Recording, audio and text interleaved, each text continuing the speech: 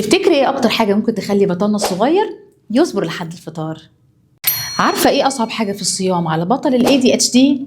مش الجوع، الانتظار. مخه متبرمج على ان هو عايز المكافاه دلوقتي حالا. تعالي اقول لك ازاي تستغلي شهر رمضان الكريم في انك تعلميه الصبر وبطريقه عبقريه. السر كله في صندوق المفاجآت رمضان. هتجيبي صندوق وكل يوم الصبح هتحطي فيه حاجه صغيره بيحبها، ستيكر، لعبه صغيره، توكه لو بنت، ورقه مكتوب فيها فطار النهارده على ذوقك.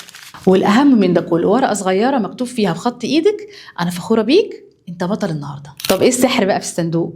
هتقولي لي جملتك السحريه: الصندوق ده مش هيتفتح غير كل يوم قبل المدفع. عنصر المفاجأة بقى هو السحر، لأنه مخه طول اليوم مش بيفكر إن هو جعان، بيفكر يا ترى الصندوق ده فيه إيه. الفضول عنده هيبقى أقوى من الجوع، وهيكون أقوى تدريب على الصبر. إحنا مش بنقول له اسكت واستنى، إحنا بنقول له استنى وخليك متحمس للي جاي.